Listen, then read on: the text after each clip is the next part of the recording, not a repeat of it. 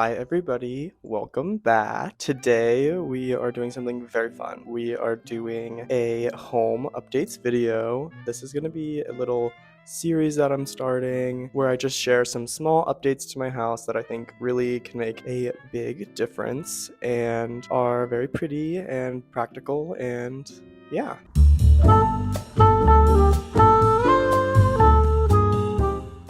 This has always been my little office corner. It always has been like a little bit of an afterthought towards the rest of my apartment.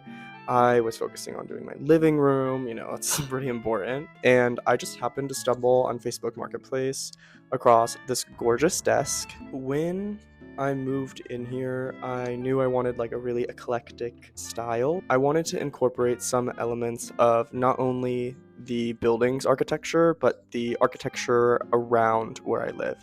I live in a very industrial area, and so I wanted to also bring some of that industrial element into my apartment, but like the old industrial kind of vibe. And then as far as color scheme goes for over here, when I'm working, I like it to be a peaceful and calm space. So I try not to do too much with color. I went for this really like enamel colored desk because it's neutral, it's not going to stand out in the space. The guy who I bought the desk from actually had this desk. They had it in like this electric blue, which was really tempting me, but I was like, that's going to clash so hard with the rest of my living room. Like, that's just going to be way too much.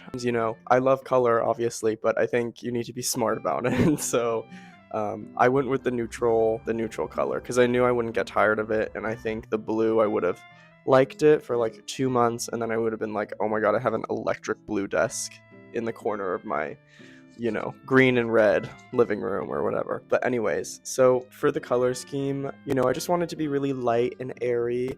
I had this Tizio task lamp that I had gotten off Facebook Marketplace from my old apartment just sitting around. So I thought, oh my God, I want to use that. It's just this like random little light, and I think it's just really cute. I think one thing that I would always recommend for an office is make sure that you feel productive in it. I think that's kind of the number one thing. I'm a huge like vibe person when it comes to color. You have to be smart about the color scheme that you're using in your space because my living room, it makes me want to literally crawl up and go to sleep on the couch when in reality, my life doesn't allow for that. So I wanted my desk to be like much more nice and light and airy, something that's going to encourage productivity and just a lot of open space. I don't like overly styled desks. If you watch my video about all the things that I hate in interior design, one thing that I really don't like is just over styling on the surfaces of things and making it like impractical. And I think having a ton of things out on your desk at all times is not very smart because what about when you have to go and do something on your desk and now you have to move 1,000 things that are all in the way? Okay, now we changed angles and I wanted to talk about my lovely brand new tree. It is a Dracaena marginata, or I believe the common name for it is a dragon tree. Before this tree, I had a mahogany tree in right where this was, but I since had visited my family for a month and unfortunately couldn't find someone to water my plants, and therefore it died. When I came back, actually, it was semi-alive, and then it died. So yeah. While we're on the topic of, trees and stuff like that, I just want to talk about plants and design for 1 second. Something that's really important is obviously plants in your space. It's what gives your space life. It's what makes it feel lived in and warm, and it's really important to have that in your house. But anyways, this tree was on my bucket list for such a long time. It is gorgeous. They are super popular in interior design right now because they are super sculptural and just in general, and they're just a unique plant. But oh my gosh, are they hard to find. I've been looking for one for 6 months and I've only just found one, and I live in a big city, so it's pretty ridiculous. If you're trying to find a tree for your living room, I would say go for something unique. I think their black olive trees are always a safe bet if you're looking for one. They are a little pricey though, so there's always other options. I would say go for something really sculptural. I think that is always a way to kind of elevate your space a little bit and make it feel unique and just cool.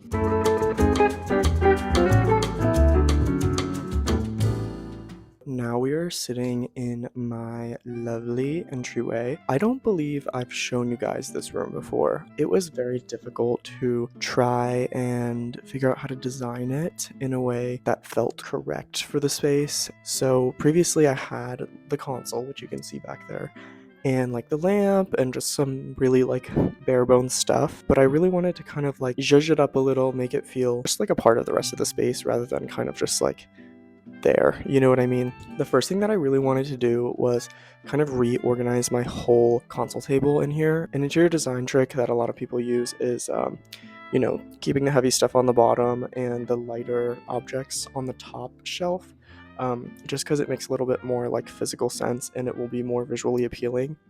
Here's some photos of what it previously looked like.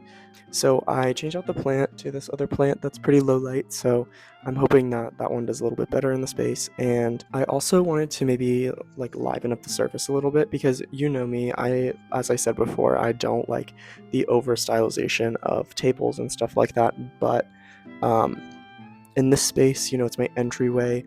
What am I leaving on my entryway table, besides like a catch-all with keys in it? And so I was like, okay, I did this in, I think it was like one of my college dorms, and I have this great photography book, so I put that out right on the top of the table, just as like a nice little pop of color, which leads me to the painting in there. So that is actually from my childhood home. That was in my brother's bedroom, I believe. So I hung that up and I thought, okay, we're adding some color into here. It looks a little bit more even and a little bit more like spatially correct and like nice and like a real like thought out room. And yeah, another thing that was kind of drowning this room down was the mirror. Earlier today I actually went ahead and put in wall anchors so I could hang the mirror up in here, which really honestly helped open it up a lot. I think, if you have a really big space, pushing up things up against the wall, like leaning them up against the wall, I think is totally fine and it can look really nice. But I think when you're dealing with a small space, hanging is usually the way to go, especially if it comes to like a large mirror, which I do have. I have the Hovet mirror from IKEA, if anyone's wondering, and I would say it is an amazing investment. It's beautiful. It's lovely. Yeah. But yeah, honestly, I think that sums up the home updates for today.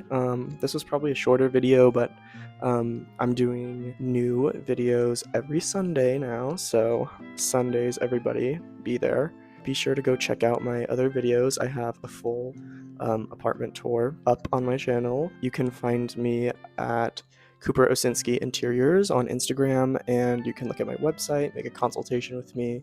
I'm happy to help you design any room in your house or whatever you need. I'm doing pro bono stuff right now, so it's completely free. I'm trying to build up my portfolio. So I will see you guys next week. That's so YouTuber. But yeah, I will. So bye.